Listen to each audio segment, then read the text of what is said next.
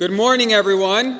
Good morning. When our communities are under attack, what do we do? Stand up, fight back. I know you've all had your coffee in you. When our communities are under attack, what do we do? Stand up, fight back. Good morning. My name is Murad Awauda. I am the president and CEO of the New York Immigration Coalition. Thank you all for joining us here today.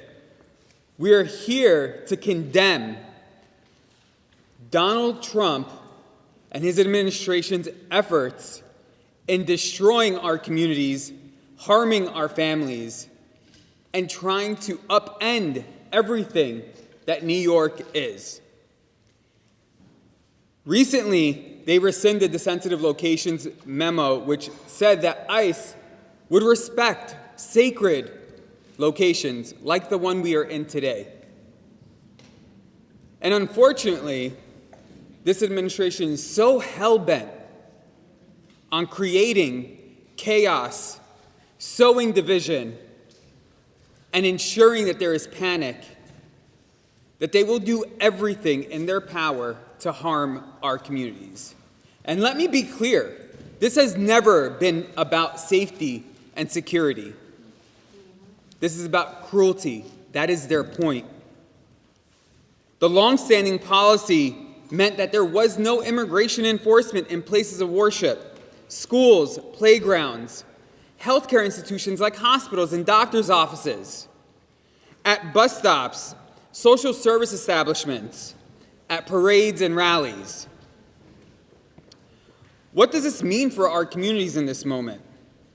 That locations that have served as places of refuge, places of safety and security, are now places where ICE wants to show up and separate them from their families.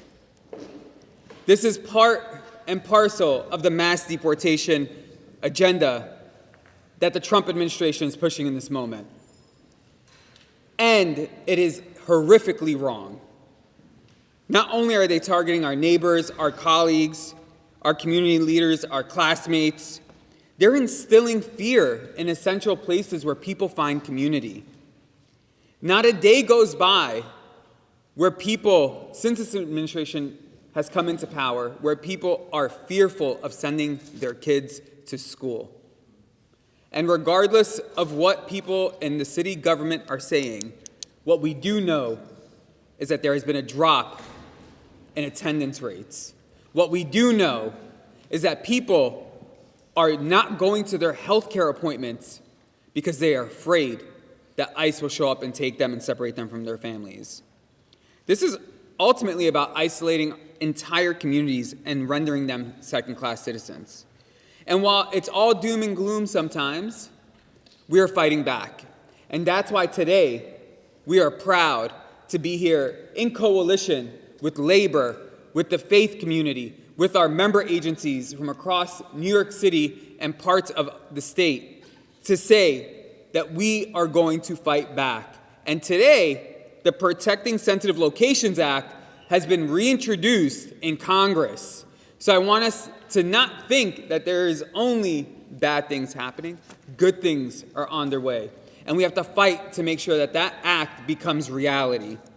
And with that, I'd like to introduce our speakers. We have quite a lineup for you all today.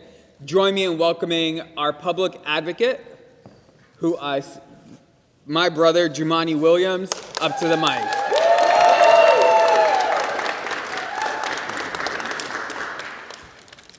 Peace and blessings, love and light to everyone who's here. Thank you all for being here. Thank you, Murad and NYIC, for everything that you're doing. Everybody who's here. It's some really scary times that we're in right now.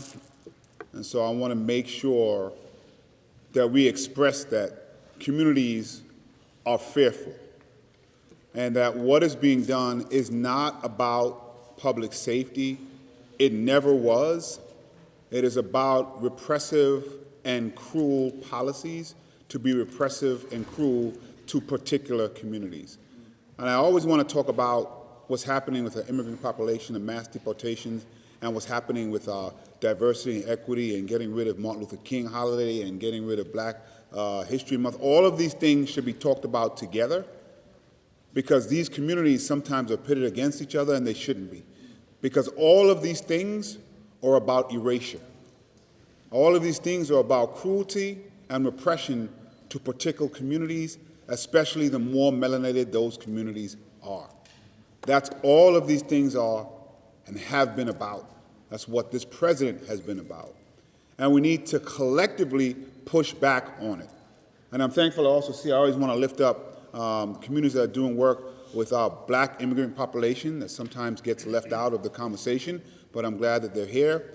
And also what we're finding, this was never about quote unquote illegal immigration. This was about particular immigrants, period. Because as they now come for birthright citizenship, as they now are repealing temporary protective status, ways that people were here legally are now being challenged. This is what needs to be put out there. This is not about safety. You cannot believe that something is only going to appear to affect people you don't like. It's always going to come for you at some point. We have to understand that. And so we're pleading with folks to understand what our laws and our sanctuary protections are about. Just so we're clear, many of the things that you've seen on TV could have happened long before this repressive regime came in here. Our sanctuary laws already allow for some kind of coordination, and I'm hoping the media puts that out there. For the people they're putting in the front, they're talking about rapists and murderers and all these folks. They put that out there so they can do harm to the rest of us. That's not what this is about. There are already laws to deal with folks who've been found guilty of those type of things. So I'm glad to say that we're here. We're going to push back with not just our policies being put forward, but also with the truth. At some point, the truth has to matter about what they are trying to do. I am particularly disappointed that we have a mayor who is more of an assistant to Donald Trump than a mayor for New York City. We have a lack of leadership from Mayor Eric Adams, who, if you have at least one of the 5 senses, you will know is compromised in making decisions about what is right for New York City. He is not, as a matter of fact, he put out his own order right now to make it easier for this president to do what he's doing to our communities, harming our communities. We are pleading for the mayor to actually be the mayor for the city, but be clear, the rest of us will step up and step in to provide the leadership that Mayor Eric Adams is not. He is anything but the mayor of this city at this moment in time, and communities deserve people who are going to provide the leadership that they need. So thank you so much for being here.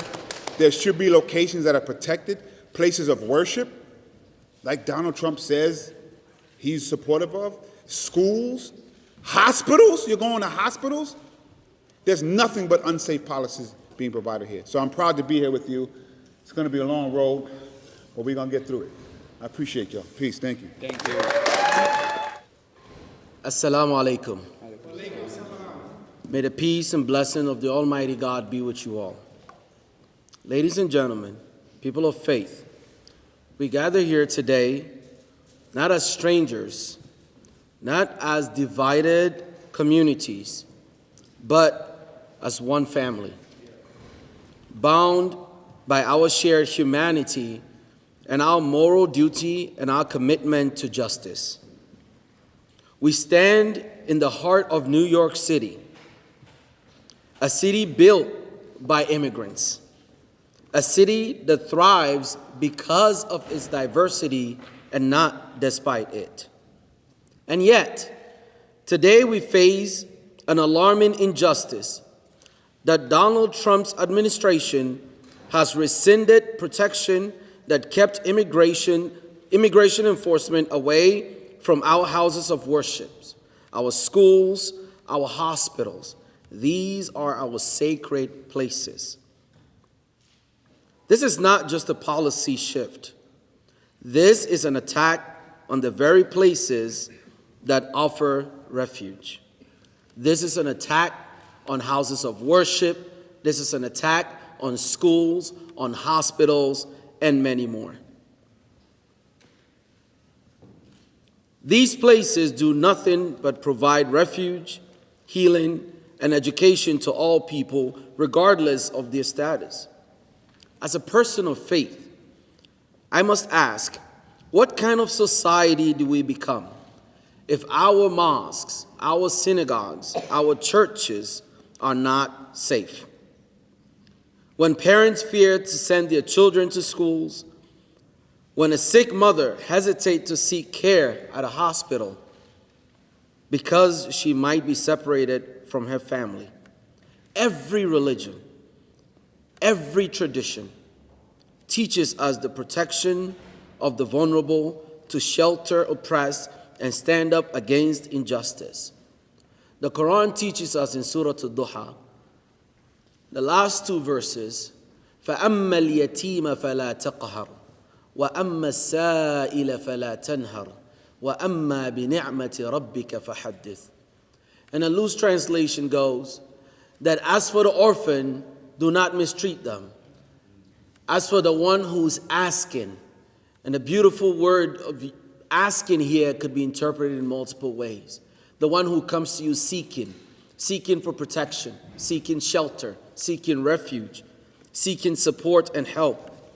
These people, God says, do not turn them away. But let me be clear. What we are witnessing is not just a policy, it is a moral failure.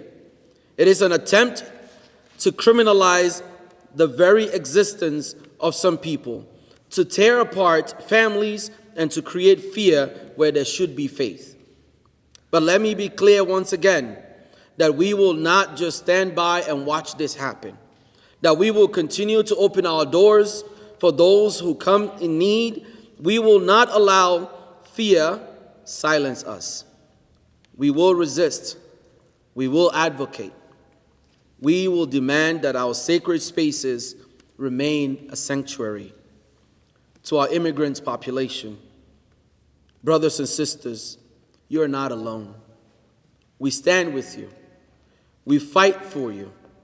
And we will not stop until justice is restored. God bless you all and continue to fight. Thank you. Hi, everyone. Good morning. My name is Monica, and I am a DACA recipient that has lived in New York for the last 29 years. Being undocumented and now having DACA were never a condition that defined me. Instead, it was a condition that was placed on me in an attempt to shrink me. But I proudly stand here today to say that I'm here to stay. I am here representing the millions of undocumented immigrants that form the building blocks of this country that are now being terrorized day after day. Day after day, our community is deciding between going to work and paying their rent or staying home to avoid deportation. The Trump administration is committed to making us second-class citizens without rights and access to basic resources. While I would like to say that I have been able to shelter my children from the horrors that are happening, I have been unable to do so. They are witnessing their community as they scramble to come together to keep each other safe. I have had conversations with my 8 and 11-year-old about immigration and the implications of deportation. We have gone down a list of community members that are at risk. We have discussed how they are expected to react should they come into contact with ICE. And we have cried as they had asked us, why are we being treated as criminals if we are good people? On top of being concerned about my children, I am also filled with anxiety and fear about other family members. My husband and I rely on family for childcare, such as school pickup. We need to be more cautious about our family members' outdoors activities, where they go, who they interact with. Everyday activities such as medical appointments, picking up groceries, and attending church are now something that our family members have to consider. Are we safe here? I also have the uncertainty of DACA being eliminated, which has forced me to have conversations about the well-being of my children. If DACA was to be eliminated, my livelihood would be jeopardized and I could go into immigration proceedings. No one chooses to live in these conditions. If there was a pathway to citizenship, we would be on it. We are part of a broken immigration system. In the past, I have had no fear speaking about my experience, but as I stand here, I am fearful. My story is similar to so many other New Yorkers. The policies taking place under the Trump administration are a direct attack on all of our communities who've sought protection and sanctuary. New York has the opportunity to stand firm in our commitment to protecting all communities and to ensuring that we all have the opportunity to thrive. Thank you. My name is Hugo Roman. I'm a patient service representative at a federally qualified health center in Hell's Kitchen. I'm also a proud 1199 SCIU member and delegate. I'm here today on behalf of the vulnerable New Yorkers who my colleagues and I provide care for every day. All people, regardless of immigration status, have the right to receive medical care. And we are outraged that the Trump administration revoked guidelines that banned immigration sweeps in sensitive areas like healthcare facilities. I've worked in Hell's Kitchen for 15 years, providing quality care to children, adults, and seniors. Many of our patients are migrants, especially over the past 2 years or so.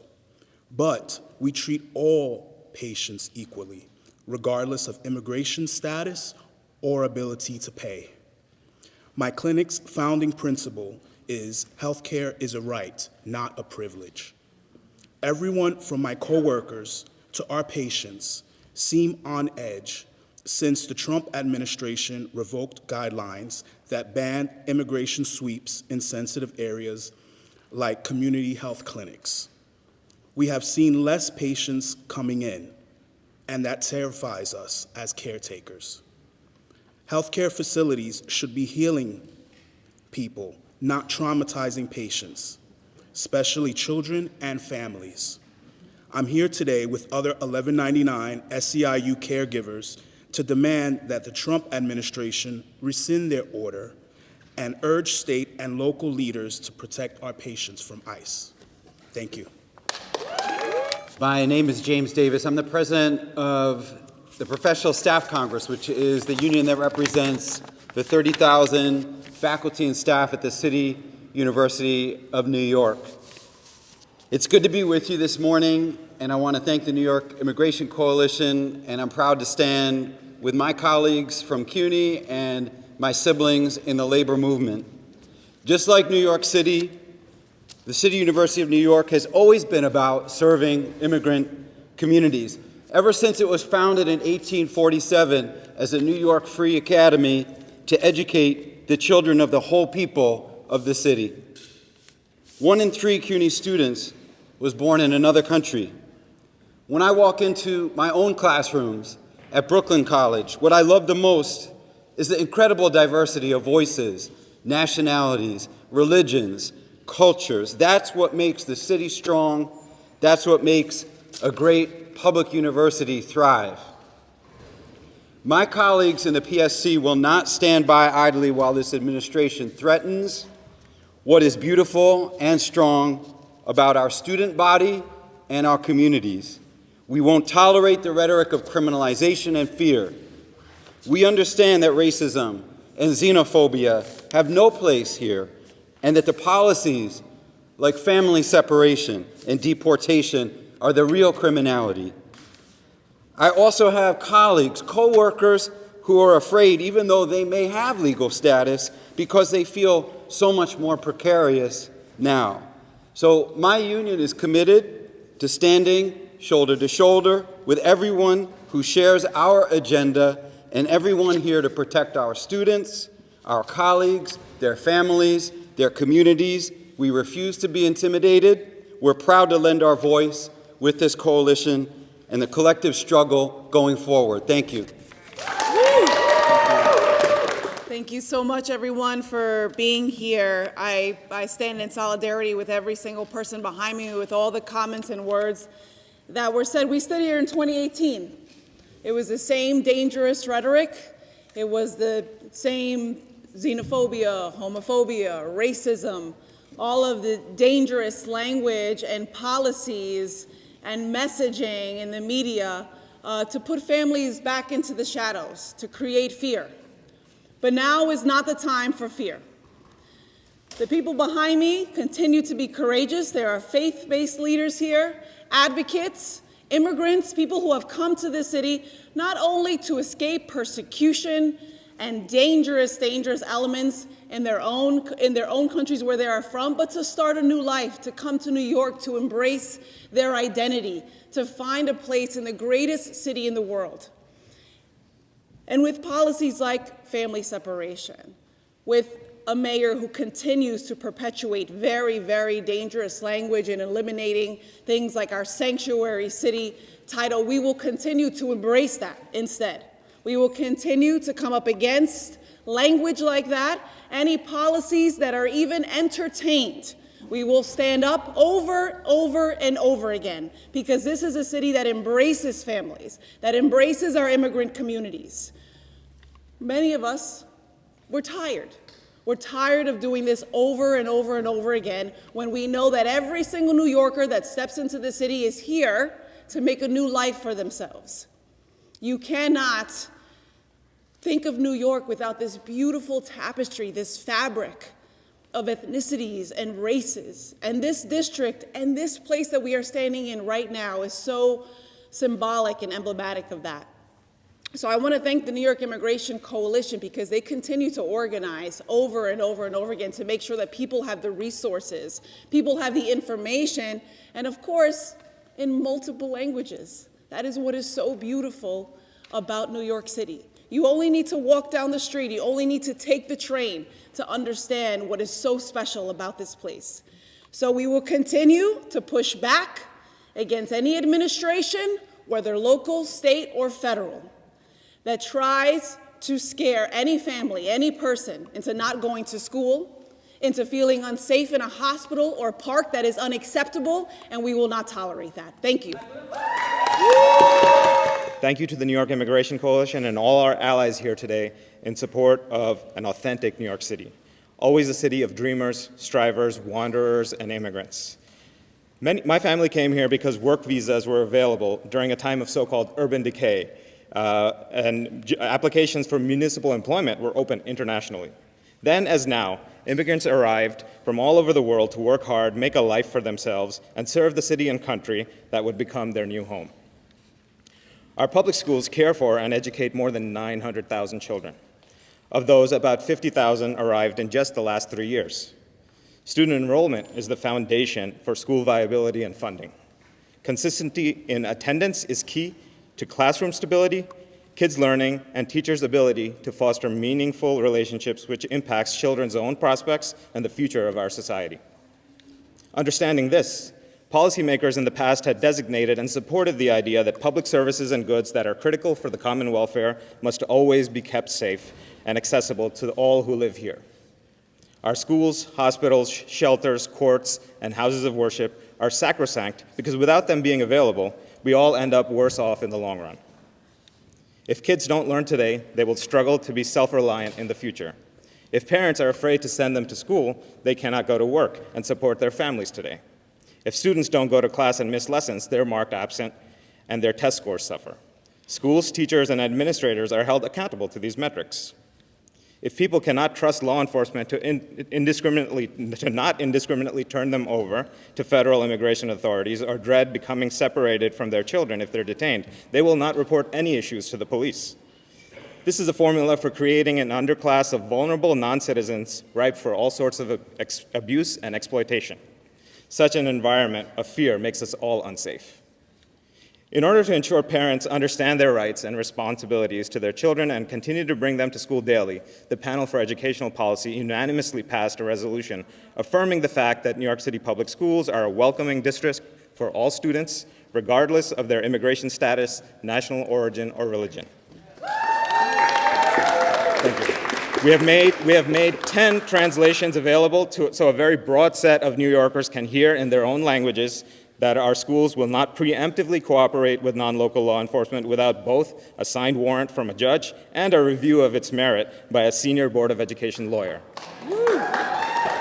We hope that this bolsters families' confidence in these trying times and look forward to serving every student in every school every single day. Thank you very much. Thank you to Murad and the New York Immigration Coalition, to St. Mark's in the Bowery for hosting us here. And I wanted just to say that we're here today to protest the rollback of the sensitive sites policy that endangers so many places of refuge. I want to also say that we're here to protest a president who not only demonizes unfairly migrants and visitors and neighbors within our midst, but also goes out, as we heard yesterday, to create more stateless people. So that's why we're here. The Episcopal Church, which is we're in one right now, and the diocese across New York, we are part of we have readings every day from Scripture. And this day, of all places, the reading for today goes as follows. It's from Paul's letters to the Galatians. For freedom, the Apostle Paul writes, Christ has set us free. For you were called to freedom, brothers and sisters.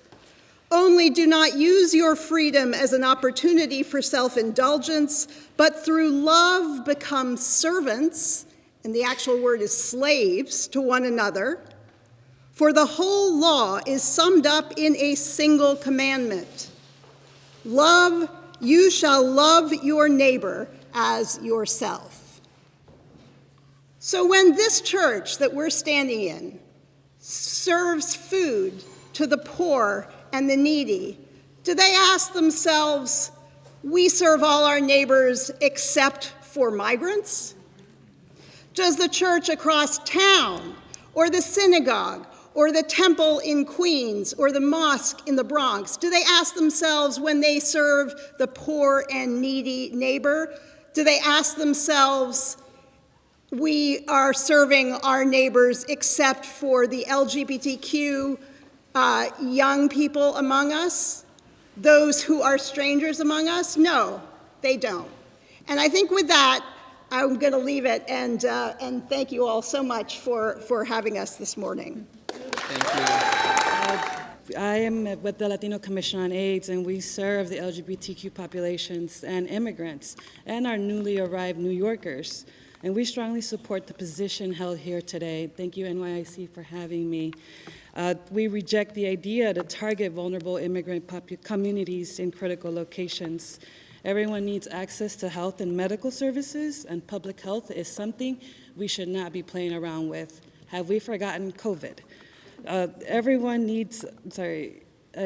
We call for a humane and immediate immigration reform. We need more solutions. And for instance, upholding and respecting sensitive locations is one of them.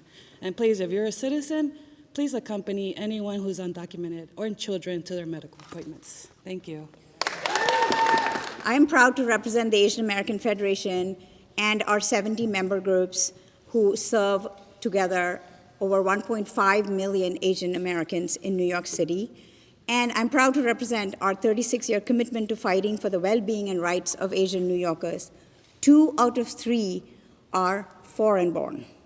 The recent actions of this administration to roll back protections that have kept ICE from our schools and hospitals and houses of worship will harm our communities in ways we cannot yet measure. A mother I know told me that her child and friends refuse to stay in after school, not because they don't want to, but because they are terrified that when they go home, their parents won't be there. Imagine that. Close your eyes for a second and imagine an 8-year-old wondering if his parents will be back there at home when he gets home. That kind of terror is hard to imagine. Our own research shows that nearly 96% of Asian children in poverty in New York City live with at least one immigrant parent, meaning that this fear is not just real, it's widespread. Imagine having a sick child or an elderly grandparent and being too afraid to seek medical care. This cruel attack on our communities undermines the fundamental vision of safety and dignity for all that this country has long promised. It sends a chilling message that our government values fear over fairness, and punishment over protection. These policies do not just protect undocumented individuals, as everyone here has said today, but they ripple outwards, creating a climate of fear for all immigrants, regardless of status. I am a naturalized citizen, and I swear I wake up some mornings wondering, am I going to be deported? Is my 28 years in this country all for nothing?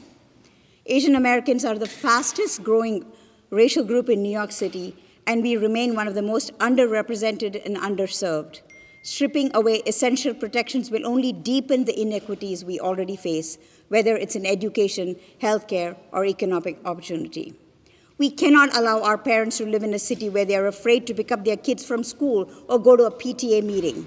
We cannot allow our seniors to suffer in silence, avoiding hospitals because seeking care feels too dangerous.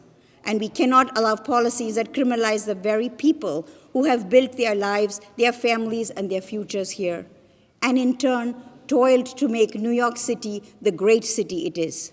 Our communities deserve better. We deserve policies that uplift, not tear down. We deserve a government that protects and not persecutes. And we will not stop until every immigrant New Yorker can live without fear. We ask New York City, our leaders, to step up and renew their commitments to our families and communities right now. Thank you. Thank you, Murad. Thank you, New York Immigration Coalition. I'm John Blasco. I'm the Deputy Chief of Staff for Congressmember Dan Goldman, whose district we are in. I also want to say thank you to the New York Immigration Coalition because they have been doing, along with all the member organizations, Know Your Rights trainings across the 5 boroughs. We had the honor to partner with them to bring that service to our district, so thank you for that work. Thank you also to St. Mark's Church in the Bowery. This church, this place of worship, has a long history of supporting communities who have been disenfranchised and have been targeted. So thank you to the leaders here in this parish. 3 weeks into this administration, and the congressman and our team has had to respond to executive order after executive order, whether it's anti-immigrant, whether it's anti-trans, it's putting targets on communities. New York and our nation were built by immigrants, and everyone who wishes to come to this country in pursuit of the American dream should be welcomed with open arms. We are fighting hard to protect the very people who built up this great city. They are our family, they are our friends, they are many of us. The Trump administration's decision permitting ICE to carry out immigration raids in churches, schools, hospitals, places of worship, it's not about making our communities safer. It's about intimidating our immigrant population and pushing them into the shadows. As the representative of some of the most culturally diverse neighborhoods, the Lower East Side, Chinatown, Sunset Park, the congressman is proud to be a sponsor of the Protecting Sensitive Locations Act, prohibiting immigration enforcement actions. Our communities should not have to be afraid. Unfortunately, this is our reality, and we're going to work really hard to push back against it. And on a personal note, as a queer Puerto Rican, when they come for one of us, they come for all of us. Thank you. Good morning, and thank you to the New York Immigration Coalition and our partners that are standing with and for the immigrant communities we serve. International's Network for Public Schools is an organization we partner with the public school system and other nonprofits to inspire, design, and promote equitable, multilingual learning environments so recently arrived immigrant youth have access to a high-quality education. In New York State, there are 17 schools in our network and 16 more schools that are learning about this work with our support to better educate their newcomer adolescents. The revocation of protections for sensitive locations is an education issue. It interferes daily with the very right of every child to learn without fear. For close to 40 years, International's network schools have successfully provided welcoming and inclusive environments for immigrant and multilingual learner students across the country. Our students outperform those in other schools in graduation rates, attendance, and college access because we create welcoming and safe spaces for them to learn. We did this before the sensitive locations memo existed, but still, this abrupt change instills fear. Immigrant families are afraid. They feel unsafe in the very place that should be a refuge, our schools. Rumors, as well as factual reports of increased ICE enforcement, scare our students from attending school and focusing on learning. Fear makes children call their principals to say they'll miss school for several days because they're afraid to leave their parents because Customs and Border Patrol were knocking on their door that morning. Fear makes families tell administrators they're too worried to send their children to school because they're afraid ICE will come there. Students are asking their teachers if they will get deported if they come to school. Teachers fear ICE stopping their class on the street or on a bus, so administrators are canceling trips. These fears interfere with schools' ability and their legal obligation to provide education to all students. The fears are impeding International's network's work and those of other organizations to support students and educators who need us. These specific cases are regularly being reported to us, and it's heartbreaking. The fears are hurting students in schools. They hurt them even though New York City schools remain safe places for students. New York City Public Schools, NYIC, the PEP, leadership have shown a commitment to keep schools safe for all students. Principals, educators, CBOs, the United Federation of Teachers, they've stepped up to ensure immigrant families know their rights and that they are safe in schools. Despite the revocation of the sensitive location memos, every student has a legal right to education in a public school, no matter their status, and every public school is obligated to provide education to all. There's a lengthy protocol in place for schools, but it boils down to stopping local law enforcement at the door and calling your New York City public school lawyer. Principals have been told to do this. The New York City Public Schools has stepped up training on this, and principals will do this. Schools and educators are prepared to do what's right for their students. We stand together to know that families need to know that these protections exist. They need to know schools are ready to enforce them, and they need to hear this in their own languages.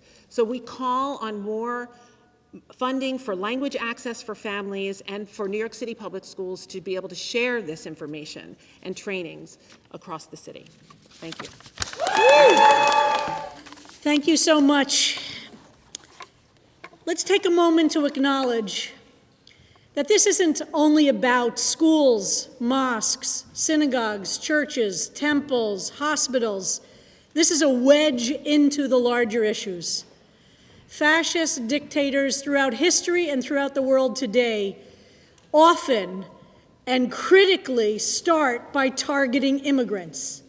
The specific policies they use to get in are a range of varieties, but let us be clear. This is from the textbook. How do fascist authoritarian dictators destroy their societies, bring fear to everyone? Often it is begun by targeting immigrants. And let us really understand the role that that plays. And we stand here today in a city that has multiple traditions about immigrants. Let us also be clear about that as we stand on the shoulders of generations of people who have stood for a city that stands as a beacon to all. Many people have come to this city in multiple ways, and it has not been easy. And there have been others before us who have stood up to make it possible. Let's begin right here. Peter Stuyvesant is buried on the grounds of this church. When the first Jews arrived on the shores of New York City, which was then called New Amsterdam, in 1654, Peter Stuyvesant would not let the Jews off the boat, and he wrote back to his bosses, the Dutch West Indies Company. He says, if we left the Jews off, guess who's going to come next? The Papists, the Catholics. This is the classic tactic, right? You let one in, the others will come. The idea of diversity itself has always been a challenge, and we as a people continue to rise to that challenge. And each of us and all of our groups stand on the shoulders of all of those who have fought so hard, whether it's been for Africans who were brought here in chains, or Jews who came here along with the Italians and the Irish, or the Chinese and the Asians and the Southeast Asians, or the Latin Americans.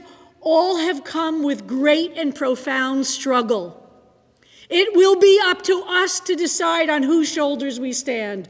Those who want to shut the doors behind any of us who already came here, or those of us who insist on making sure those doors stay open. And we stand globally with those communities who are fighting the fascism that is a global phenomenon around the world. This is not only here.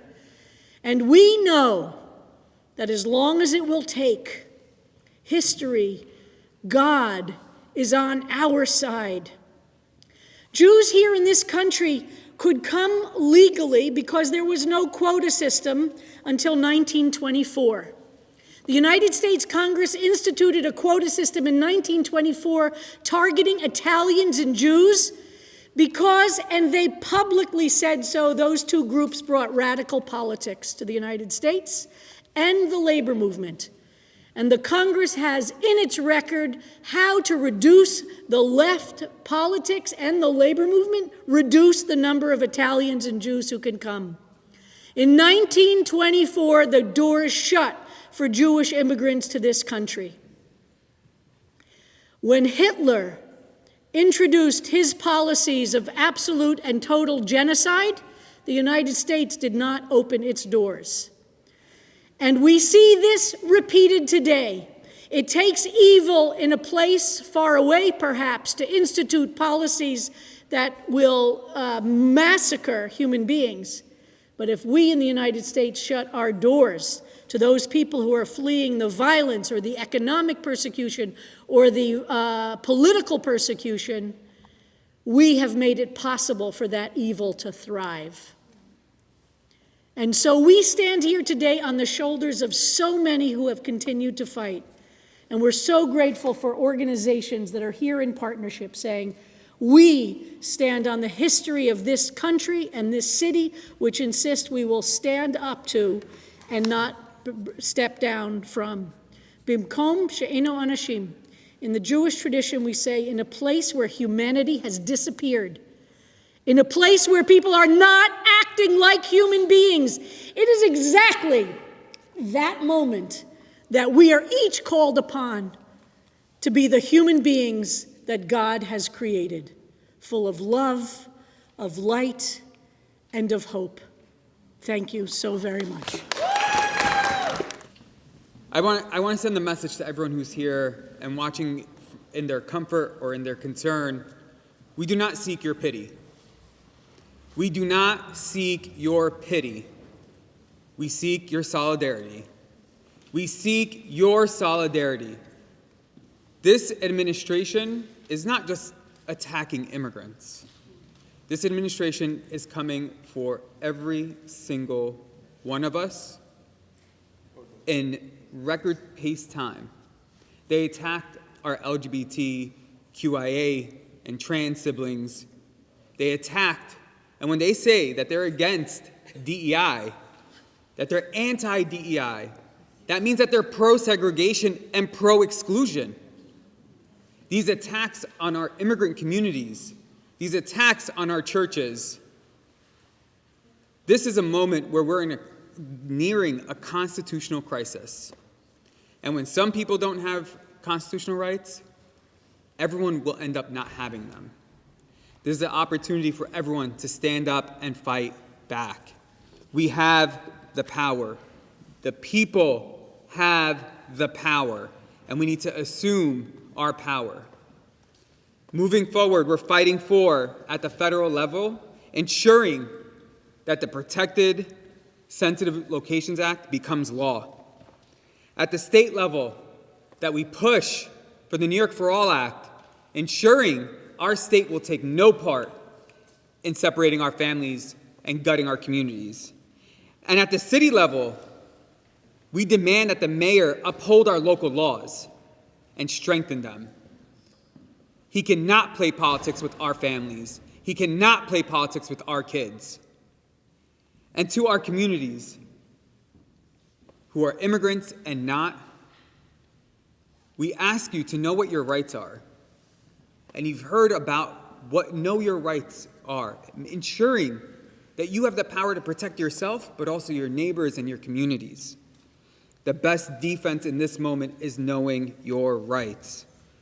Our sanctuary spaces, our communities, our schools, everyone has rights under the 4th and 5th Amendments in regard to public and private spaces, which are protected by the 4th Amendment. I urge everyone to visit our website, nyc.org/KYR, to learn more about what your rights are and to download materials that you can share not just with yourself, but with your community members. Thank you to everyone who came here and stood with us today, and thank you for joining us. Have a good day.